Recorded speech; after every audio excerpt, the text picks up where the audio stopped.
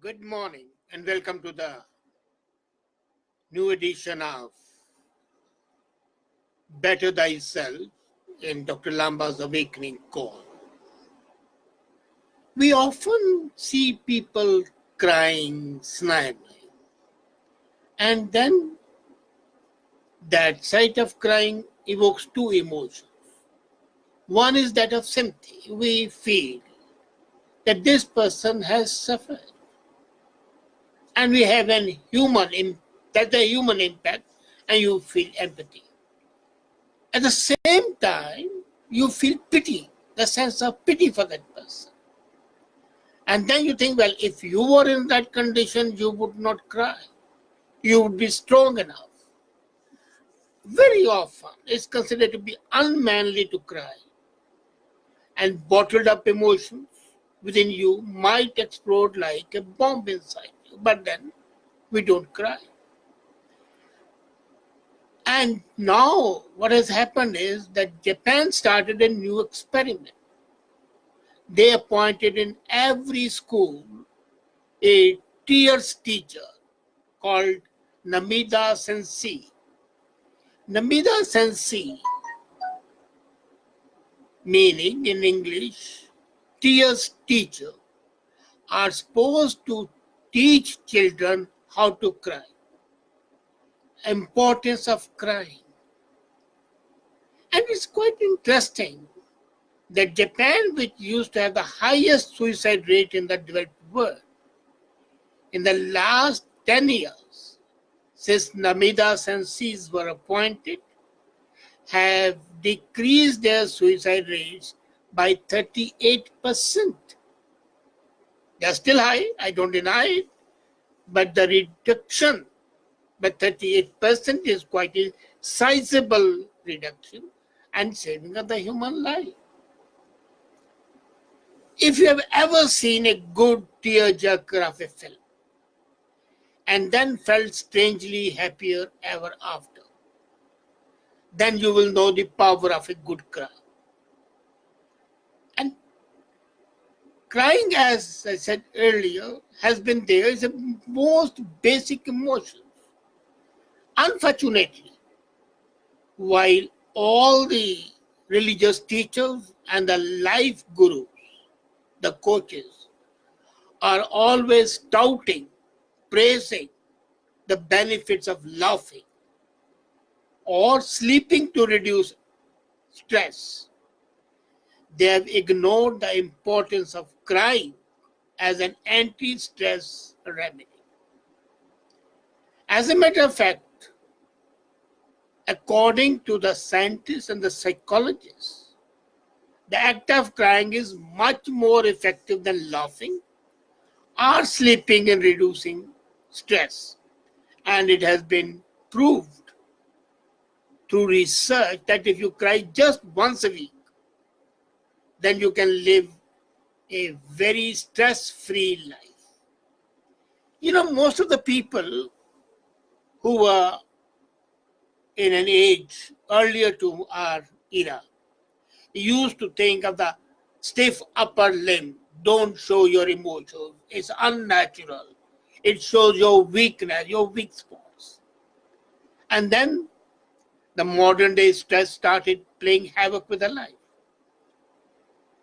With the result that when you are too stressful, you become isolated psychologically and you want to withdraw from that withdrawal ultimately leads to what Japan, South Korea, Russia has seen, a spurt in suicides. So now what the good organizations have done is that they help crying. In Japan, it's compulsory in every office having more than 50 employees to have a place where employees can go and cry. And this is something which is very important to treat depression. As the depression increases, you have got to find a way to reduce it. And according to London School of Economics study of 8 countries, it has been seen that where people cry at least once a week, they are less stressful. And as a matter of fact, crying is also a problem which solves deaths. We are witnessing a new phenomena, and that is death caused by overworking. The Japanese have invented a word for that, karoshi. Karoshi means you neglect everything, your good behavior, everything, but you work, and work yourself to death. According to WHO, 90% of people who attempt suicide suffer from depression. And as a matter of fact, depression starts right from the age of 14. Even before that, a child can be depressed, but not to that extent. As with the start of teens, the awareness of the child starts increasing, and that is why when there's a need of a peer teacher. Between the age of 15 and 19, suicide is the most common cause of death. And that suicide is a result because the child has not learned the art of crying. He has always thought crying to be unmanly, ungentlemanly, both ways. So this has created a havoc. As I said, according to the London School of Economics study, depression cost Brazil, Canada, China, Japan, Korea, Mexico, USA, $246 billion a year. $246 billion. Imagine. So the closing gap, the global gap for the treatment and provision of suitable remedy is so cheap. As a matter of fact, in case we can teach children how to cry, it will solve our problem. Now the point arises, how crying helps, that people have to understand. In a another study conducted in 30 countries, it was seen that the people felt better after shedding tears. And more than 70% psychologists actively encourage clients to cry. Medically, body produces 3 types of tears. Reflex, which clears away the irritants. Continuous, which keeps your eyes moist. And emotional, which have certain health benefits. So any one of these tears which it comes, especially the emotional and the continuous, would be good.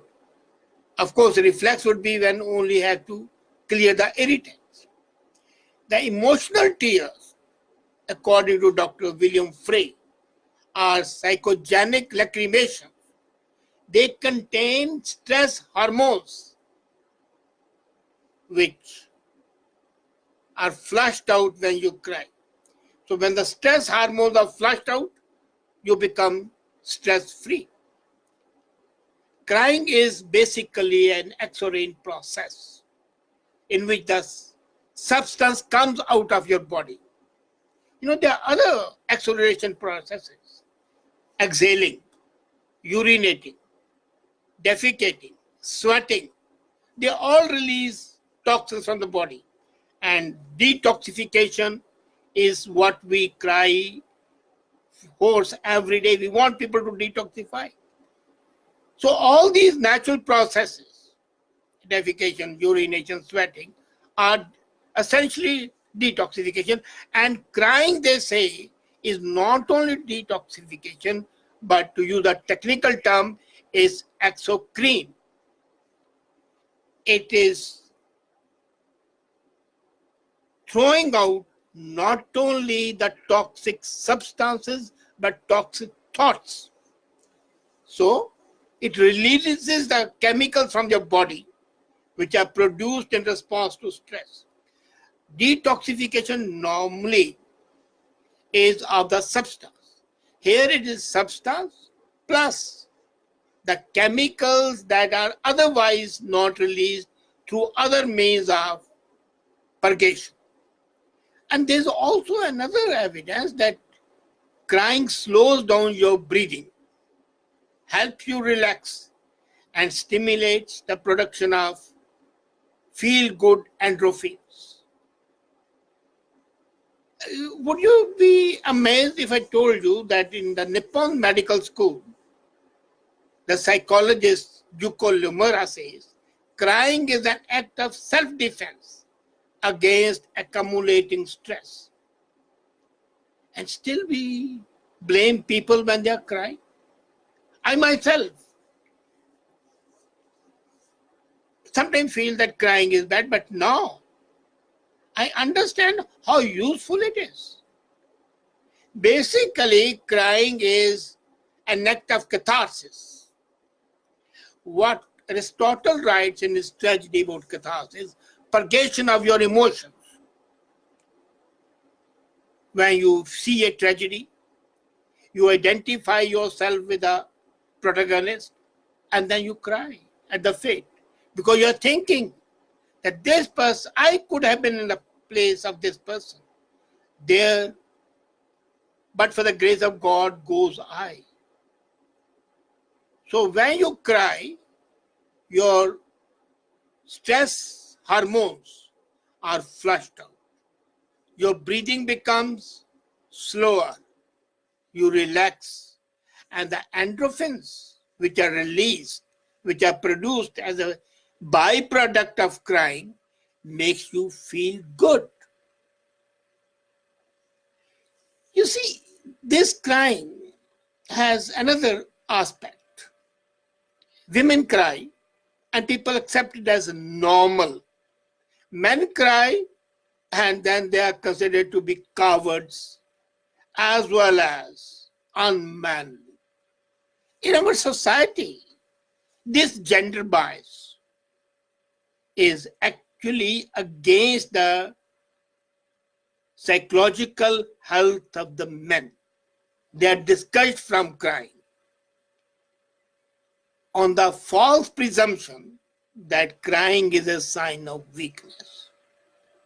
As a matter of fact, if you consider therapeutic value, the medicinal value, as a remedy against depression, against diseased mental health, this will be much better. So, suppressing tears, you may increase your susceptibility to stress-related disorders. And then one thing more, how cheap it is, how economical it is. As I said, $264 billion spent every year in those 8 countries alone. And if we multiply, we have not taken into consideration Europe and Asia, as a matter of fact, except 2 countries of Asia. Totality, it might increase to $500 billion a year. And crying doesn't cost anything. It's only what the Japanese have learned to do economically. Appointment of teachers in the school, because that's the most crucial time. And when the students learn the art of crying once a week, now so you will say that you cry when the problem is there. So there what they're doing is they're teaching you the art of crying by creating or simulating a situation where you need to cry. That simulation of a real life situation makes you, prompts you, persuades you to cry, thereby releasing endorphins for the good feeling and removal of the toxins which are stress produced. So this most economical, psychologically beneficial method of having a stress-free life is so easily available. We just have to change our perceptions. And once the perceptions are changed, maybe one day a week, you can allocate an hour to yourself, either in the seclusion of your bedroom or in a garden, and start crying, shedding tears. And after half an hour, you will feel much lighter, much happier, much calmer, and ready to take the stress anew. You'll have regained strength and vigor. And would that not be better for you? A stress-free life without spending a penny except half an hour in crying for a good cause, that is, removing the stressed hormones from your body and producing endocrines, the feel-good hormones in your body. Try crying, you'll be better off. Thank you.